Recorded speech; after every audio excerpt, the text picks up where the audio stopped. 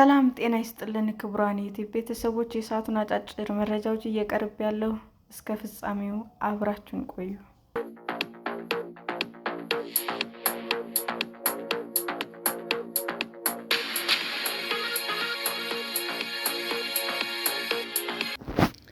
የኢትዮጵያ ኤምባሲ ኢትዮጵያውያን ላይ ስለፈጸመው ግድያ ለደቡብ አፍሪካ መንግስት ጥያቄ ማቅረቡን አስታወቀ።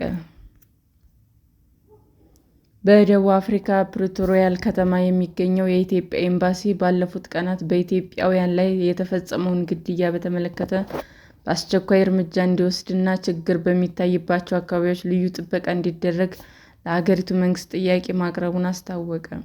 ኤምባሲው ረቡዕ ሚያዝያ 21 2018 ዓ.ም ደቡብ አፍሪካ ውስጥ ለሚገኙ ኢትዮጵያውያን ባወጣው ማሳሰቢያ ኢትዮጵያውያን ላይ በግፈኞች እየደረሰ ባለው ግድያና በደል የተሰማውን ጥልቅ ሐዘን ገልጿል። ኤምባሲው ይህንን መልእክት ያስተላለፈው በቀናት ልዩነት 4 ኢትዮጵያውያን መገደላቸው ከተሰማ በኋላ ነው።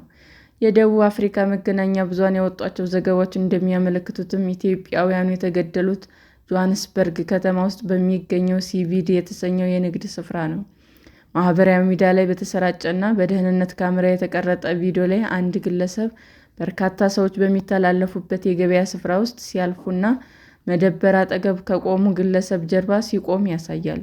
ወዲያውኑም ሽጉጥ አውጥቶ ከቅርብ ርቀት ግለሰቡን ጭንቅላት ላይ ሲተኩስና ግለሰቡ ሲወድቅ ቪዲዮው ላይ ይታያል። የወደቀው ሰው ላይ በድጋሚ ከተተኮሰበት በኋላ ከአካባቢው ሲሄድም ተቀርጿል። አዲስ ስታንዳርድ ማክሰኞ ዕለት ባወጣው ዘገባ የጠቀሳቸው የፕሪቶሪያ የሚገኘው የኢትዮጵያ ኤምባሲ ጉዳዩ አስፈጻሚ ደሴ 4 ሰዎች መገደላቸውን ለመገናኛ ብዙኃን አረጋግጠዋል። ኤምባሲው ትናንት ባወጣው ማሳሰቢያ ምን ያህል ኢትዮጵያውያን እንደተገደሉ አልጠቀሰም። ይሁን እንጂ ለሚመለከተው የደቡብ አፍሪካ የጸጥታ መዋቅር ግድያው እየፈጸሙ ያሉት አካላት ላይ በአስቸኳይ ሕጋዊ ምርመራ እንዲያካሂድ በደብዳቤ መጠየቁን ገልጿል። የምርመራ ውጤት ኤምባሲው በአስቸኳይ እንዲገልጹለትም ማሳሰቡንም ጠቅሷል። ኤምባሲው ባወጣው መግለጫ ግድያዎች በደቡብ አፍሪካ ከሚታየው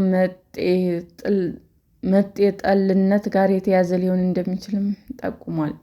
ከቅርብ ጊዜ ወዲህ ደቡብ አፍሪካ ውስጥ የውጭ ዜጎች በተለይም የጥቁር አፍሪካውያን ስደተኞች ጠል እንቅስቃሴ መበራከቱን መገንዘብ ተችሏል ብሏል። ይህ አይነቱ እንቅስቃሴ በቅርቡ በሰፊው መነሳቱንም አክሏል። ከዚህ በፊት ኢትዮጵያውያን በተለያዩ ጊዜያት አካላዊ፣ ቁሳዊና ስነ-ልቦናዊ ጉዳት የደረሰባቸው እንደነበር ኤምባሲው አስታውሷል። በወቅቱ ይህ አስቸጋሪ ጉዳይ ትኩረት ሊሰጠውና ተገቢው ጥበቃ እንዲደረግ ለሀገሪቱ መንግስት ጥያቄ አቅርቦ ለጸጥታ አስከባሪ አካላት መመሪያ ስለመውረዱ ተገልጾለት እንደነበረም አክሏል። ሰሞነኛው ግድያ ተከትሎም በቀጣይም ተጨማሪ ሕይወት እንዳይጠፋ ችግሮች በሚታዩባቸው አካባቢዎች ልዩ ጥበቃ እንዲደረግ ጥያቄ ማቅረቡን አስታውቋል። በመካከልም ችግሩን በተመለከተ ለሚመለከታቸው ተቋማትና ግለሰቦች ጋር በግንባር ቀርቦ መነጋገር እንዲቻል የውይይት መድረኮች እንደሚመቻቹለትም መጠየቁን ገልጿል። ኤምባሲው አሁን ያለው ችግር መፍትሄ እስከሚያገኝ ድረስ ደቡብ አፍሪካ ውስጥ የሚገኙ ኢትዮጵያውያን ከወትሮው በተለየ መልኩ እንዲተባበሩ አሳስቧል። ከሌሎች አፍሪካ ሀገራት ስደተኞች ጋር በመቀናጀት ራሳቸውንና ንብረቶቻቸውን እንዲጠብቁ እንዲሁም ከጸጥታ አካላት ጋር ተቀራርበው እንዲሰሩ መክሯል። የደቡብ አፍሪካ መገናኛ ብዙኃን ዘገባዎች እንደሚያመለክቱትም ኢትዮጵያውያን ላይ ግድያ የተፈጸመበት ምክንያት እስካሁን ግልጽ አይደለም። ይሁን እንጂ በጆሃንስበርግ ሲቪዲ ኢትዮጵያውያን በጥይት ተመተው የተገደሉት ከተደራጁ ወንጀለኞች፣ ሕገወጥ የሰዎች አዘዋዋሪዎች እና ከዝርፊያ ጋር በተያያዘ ሊሆን እንደሚችል ያላቸውን ግምት ጠቅሰው ዘግበዋል። ቢቢሲ ያነጋገራቸው በደቡብ አፍሪካ የሚገኙ አንድ ኢትዮጵያዊ በተለያዩ ምክንያት ሰው ቀጥረው እያስገደሉ ነው ያሉ ሲሆን በኢትዮጵያውያን መካከል እርስ በርስ የተፈጸመ ድርጊት ሊሆን እንደሚችል ጠቁመዋል። ቢቢሲ ይህን ጉዳይ በገለልተኝነት አላረጋገጠም። ይህም ቢሆን ግን ከሰሞኑ ደቡብ አፍሪካ ውስጥ ጸረ ስደተኞች እንቅስቃሴዎች ታይተዋል። በደቡብ አፍሪካ መጤ ጠል የሆኑ ግለሰቦች በሚያደርሱት ጥቃት የተለያዩ የአፍሪካ ሀገራት ዜጎች መገደላቸውንም ዘግቧል።